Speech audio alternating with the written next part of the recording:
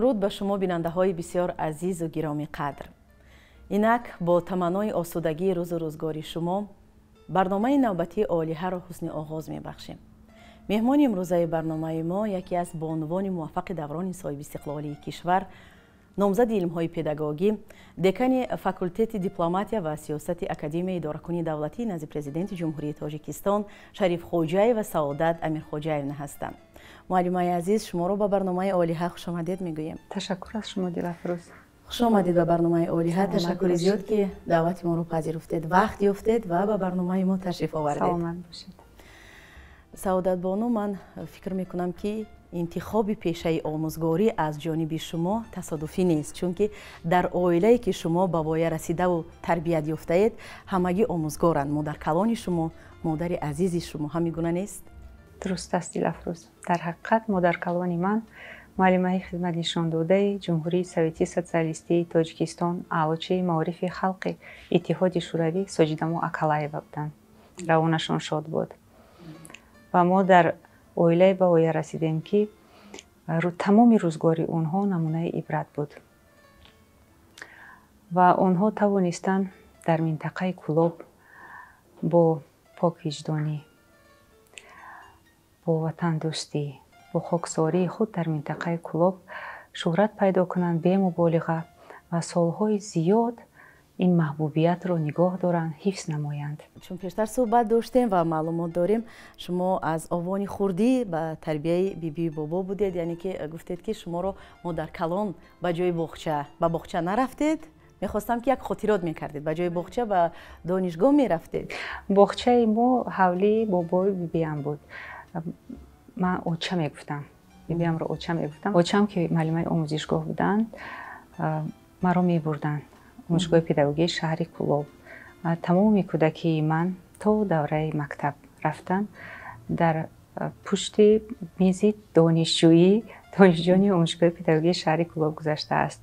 همراه می بردم به درس و تجربه آموزی و شروعهای پداگوژی، محفل‌های علمی، محفل‌های ادبی آموزشگاه. حتی نامی محفل‌های اوچم رو در خاطر دارم: نوقلم، زبانشناس. اکثریت خاطرات من علاقمندی با مادر کلانم دارد. من امکانیت انتخاب دیگر را نداشتم، چون به همین کسب الکی به وای رسیدم. یعنی که آموزگار از نگاه شما باید چگونه باشد؟ آموزگار کیست؟ آموزگار چی رسالت دارد؟ آموزگار را چراغ علم و معرفت مینامند و این درست است. آموزگار راهنمایی میکند. آموزگاری به نهایت کسب پرشرف است. به نهایت کسب پرشرف است. فدایی کسب باشی، محبوب دلها شوی. خطاب میکردن آچم. در حقیقت درست است این. پند و تاکیدهایی که داشتن پداگوژی که شاه علم هاست، اساس علم هاست، این درست است. مادر کلانم بسیار محفل را بودن، محفل های ادبی زیاد داشتن، شاگردهای زیاد تربیت کردن، در ساحه های گوناگون فعالیت دارند، پیش صف نیز شده اند. شاگردان زیادشان شاعر هستند، شاعران زبردست هستند. در خانه محفل می آراستند. مهربان بودند، غمخوار بودند، زیبا بودند و زیبا پرست بودند.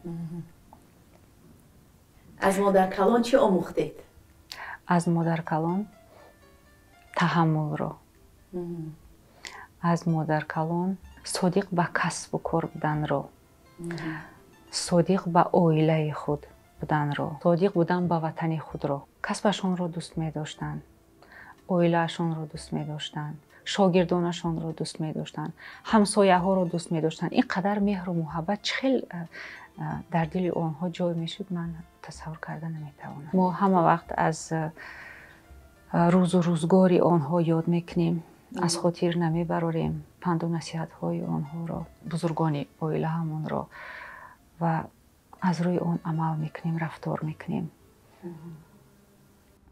گفتید که در عائله بابای بیبی به وای رسیدید و تربیت یافتید و بابای بیبیتون 8 فرزند داشتن، یعنی که 3 فرزند بودن و همه اون فرزندان را صاحب معلومات عالی کردن، یعنی که کمتر معلومات میدادید. چون شما نبیره کلانی بودید؟ من نبیره کلانی بودم، بله. هم فرزندها، هم نبیره ها، هم کلین ها هم خانواندند، همه صاحب معلومات، صاحب معلومات عالی در کسب و کار گوناگون فعالیت دارند. زنهای عائله ما اکثرا آموزگار هستند. پیشه مادر رو انتخاب کردند. بله، کسب مادر رو پیشه کردند. بسیار خوب، بسیار خوب. از مادری خود چی گفتن میتوانید؟ اون کس هم پیشه آموزگاری دارند، کسب آموزگاری رو پیشه کردند. بله، مادر من آموزگاری فنی زبانی روسی بودند. از خاطراتی بچگی مادرم از کار می آمدن خسته. در دست دیکتانت‌های سنجشی شاگردان رو هم می آوردن که بگاهی روزی در خانه سنجیده بینن تا فردا روزی کار رفتن. خب مونده می شدن، خوابش می برد، کودکی شیرخواره داشتن. من همین مادر رو خرسند کنم گفته در صنف سیوم می خوندم. همه دیکتانت‌های شاگردانشون رو سنجش کردم، بها موندم، اکثریتش بهای 2 موندم با رنگ سرخ. من گفتم از خواب بیدار می شوند، می بینند، خرسند می شوند، سورپریز تیار کردم. با گمانی خودم به همون عقلی بچگی همین که بگاهی روزی دیدن چنان جنگ کرده دادن که دیگر من همون دیکتانت رو دست نرسوندم و بزرگ شدیم، آموزگار شدیم، اکنون دیکتانت های شاگردای خود را بسنجیدگی شدیم. بله، سرزنش کردن یعنی سرزنش کردن. همین خاطره داره. سرزنش کردن. از آموزش تام‌های ملی را بیشتر از کی آموختید؟ از مادر کلان. از مادر کلانمان همه هنرها رو به ما یاد دادن. چون گفتید شما ختم کرده دانشگاه شهر کلوب هستید. بله، دانشگاه دولتی شهر کلوب. بله، مکتب میانه رو، تحصیلات میانه رو نیز در شهر کلوب. من ختم کرده مکتب میانه رقم 1 شهر کلوب هستم. آموزگاری اولینی من عبداللهیف نصرت الله. به نهایت آموزگاری جدی بودند. پیشقدم، سختگیر، پیشقدم، آموزگاری موفق بودند. همه صنف‌هایی که استاد عبداللهیف نصرت الله تربیت میکردن اعلی‌خوان بودند. به نهایت به یک مهارت هوسمند میکردند طلبه را به خواندن. حاضر معمولا اصول فعال تعلیم را توصیه میدهند. همین اصول فعال تعلیم ما در استاد اولینمون عبداللهیف نصرت الله مشاهده کردیم.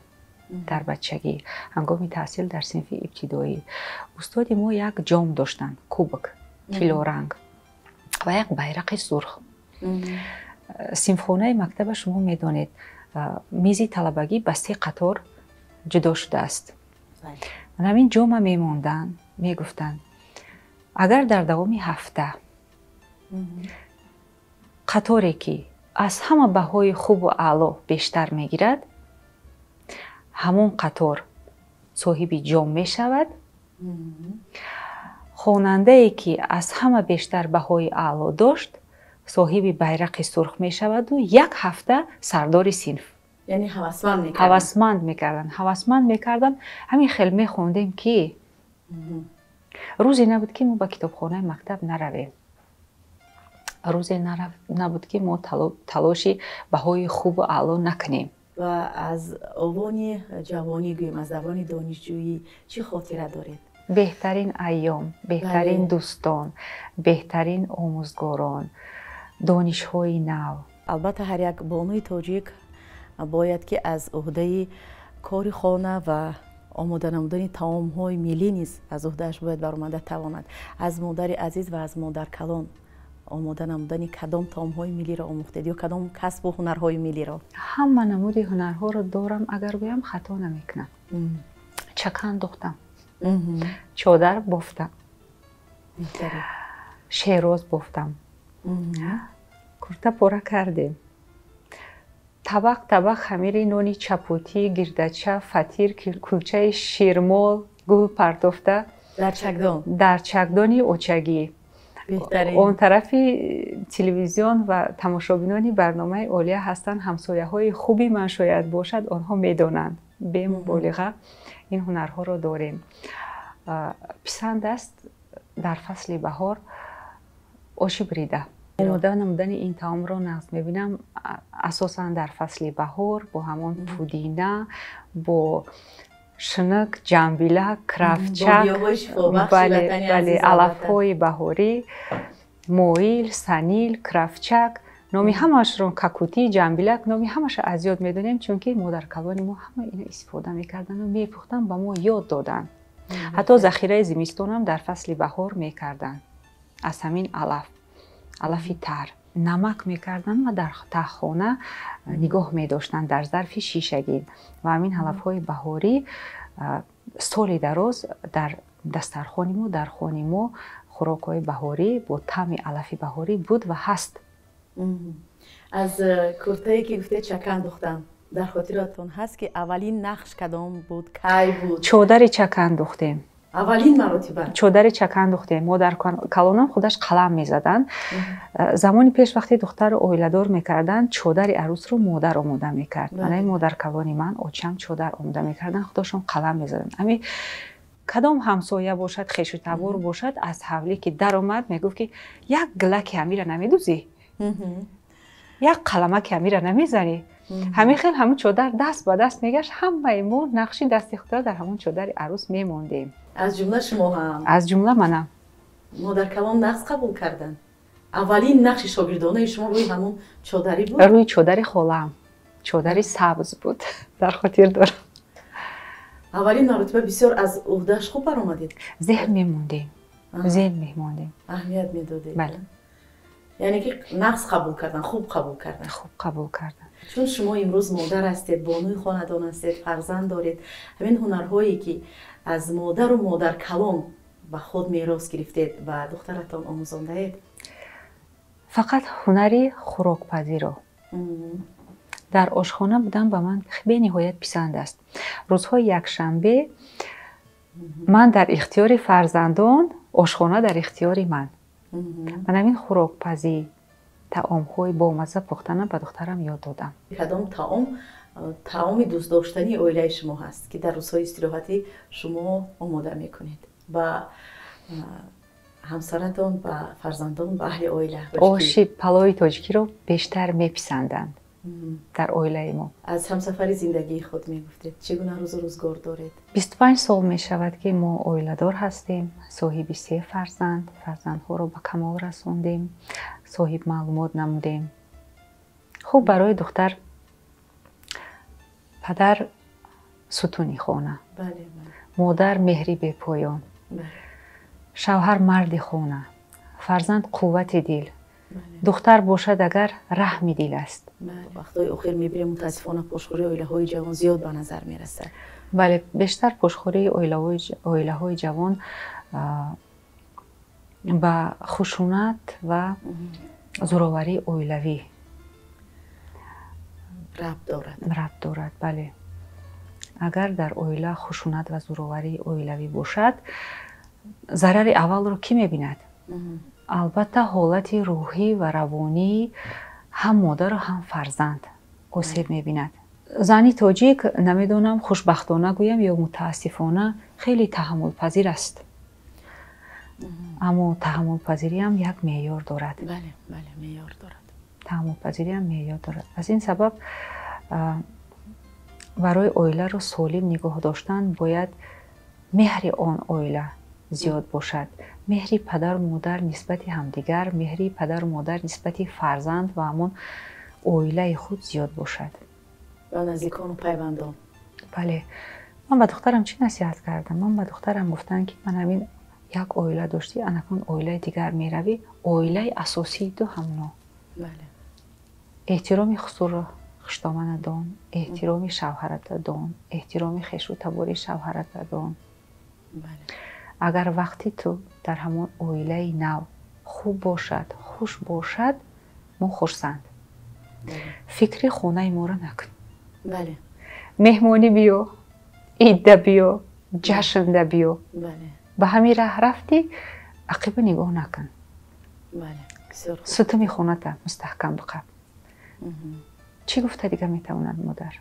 ва шумо гуфтед ки сабаби пошхӯрии оилаҳои ҷавонро дар хушунат мебинед бештар. хушунатро имрӯз мардум дигар хел мефаҳмад. мо расму оинҳои худро дорем. албатта хушунат мавзӯи доғи рӯз аст. бениҳоят дар ҷомеаи муосир баҳсбарангез аст.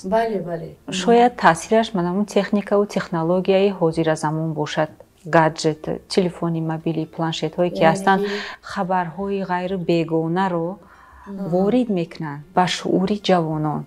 البته به شعور جوانان، یعنی استفاده به موردی شبکه‌های اجتماعی. بله، بهتر می بود اگر به کتاب، به ادبیات رو می آوردن. یک جهانی معنی از کتاب می برداری. اون جهانی معنی که از کتاب می براری، از برداشت مطالعه کتاب میکنی، نه تلفن داده میتواند داره، نه شبکه اجتماعی. شما همچون امروز که آموزگار هستید، امروز در اکادمی اداره‌کنی دولتی نزد پرزیدنت جمهوری تاجیکستان با حیث دکان فاکولته دیپلماتیا و سیاست کار و فعالیت میکنید. از فعالیت این فاکولته به ما معلومات میدادید؟ هدف اکادمی اداره‌کنی دولتی نزد پرزیدنت جمهوری تاجیکستان به خصوص فاکولته دیپلماتیا و سیاست فعالیت بامرام با مقصد آماده نمودن متخصصان ساحه خدمت دولتی، زباندان، آداب معاشرتی کسبی داشته و در این زمینه کارهای زیادی را اکادمی اداره‌کنی دولتی نزد پرزیدنت جمهوری تاجیکستان انجام می‌دهد.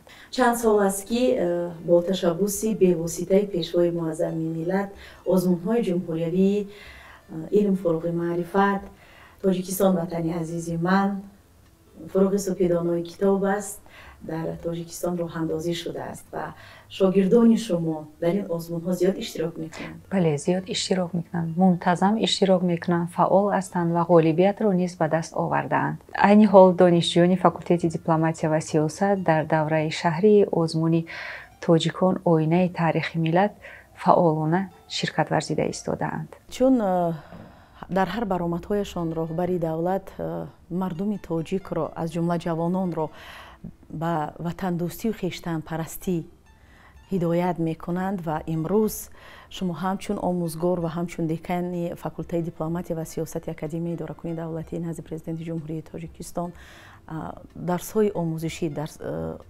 آموزشی زیاد میبرید آید به همین موضوع وطنداری، خودشناسی و خویشتن شناسی. ما منتظم در اودیتوری‌ها با دانشجویان بابت تربیت وطن دوستی شهروندان، تربیت نمودن جوانان در روحیه وطن دوستی، انسان دوستی، خویشتن شناسی صحبت ها میگذرانیم. شما رساله نامزدی خود را در موضوع تکنولوژی تشکلیابی تربیت وطن دوستی آموزگاران آینده حمایت نمودید. میخواستیم اطراف این موضوع با ما کمی معلومات میدادید. سال 2020 زیر راهبری نامزد علم‌های پداگوژیک دوцент رسولов давлатмурод равонашон шод буд. ҳимояи рисолаи номзадӣ намудем дар мавзӯи технологияи ташаккулёбӣ, тарбияи ватандӯстии омӯзгорони оянда. бо мақсади тарбият намудани омӯзгорони оянда дар рӯҳияи ватандӯстӣ, хештаншиносӣ, айнияти ҳуввияти миллӣ. ҳар як фарде ки дар ватани азизу биҳишт осод дар тоҷикистони азиз кору фаъолият мекунанд, албатта дар вуҷуди худ бояд пеш аз ҳама ҳисси хештаншиносию ватандӯстӣ дошта бошад. арзгузорӣ ба арзишҳои миллӣ дошта бошад, ба муқаддасоти миллӣ, ба арзишҳои миллӣ, чун насли имрӯзу фардо аз омӯзгор, аз падару модар тарбият мегиранд, меомӯзанд ва фикр мекунам ки аз падару модар, аз омӯзгор омӯхтани насли имрӯзу фардо ҳисси ватандӯстию хештаншиносӣ албатта бояд дар ҳар давру замон бошад. дар ҳар давру замон бошад ва дар вуҷуди ҳар як шахс бошад. дар вуҷуди ҳар як шахси ватандор бошад, дар вуҷуди ҳар як шахси бонангу номус бошад. дар факултети дипломатия ва сиёсат ҳангоми машғулиятҳои тарбиявӣ аз ҳуввияти миллӣ, аз ватандӯстӣ, аз хештаншиносӣ дарсҳои амалӣ гузаронида мешавад. мо соатҳои сиёсӣ дорем, маҳфилҳои сиёсӣ дорем, дарсҳои кушод дорем ва дар назди факултети мо маркази омӯзиши забонҳои хориҷӣ низ амал мекунад ки донишҷӯёни мо метавонанд дар он ҷо ройгон аз фанҳои забони русӣ, забони англисӣ, забони олмонӣ сабақ гиранд. ташаккури зиёд бароятон саодатбонои азиз. рӯзгори пурсаодатро таманно мекунем. рӯзу рӯзгоратон ободу озоду фархонда бошад. бигзор беҳтарин зани дунё бошед. саодати рӯзгор насибатон бошад. ҳамеша дар ҳалқаи наздикону пайвандон бошед ва мо бо шумо бар ин чунин бонувон ифтихор мекунем ва باوری کامل داریم که در آینده نزدیک البته باز شما رو به برنامه عالیه دعوت خواهیم کرد و چنین یک صحبت صمیمی و زمینی خواهیم داشت. سلامت باشید دیلافروز. سلامت باشید. تشکر از شما. خوش آمدید. بیننده های عزیز، اینجا رسیدیم به فرجام برنامه عالیه. یادآور می شویم که مهمان امروزه ما بودند یک نفر بانوی موفق دوران صاحب استقلالی کشور، نامزد علمی پداگوگیکا، دکان فاکولتت دیپلماتیا و سیاست اکادمی اداره‌کنی دولتی نزد پرزیدنت جمهوری تاجیکستان شریف خوجاєв و سعادت امیر خوجاєвна. خیر دوستان عزیز دل و دیده، تا برنامه‌های بعدی صحتمند و پیروز باشید.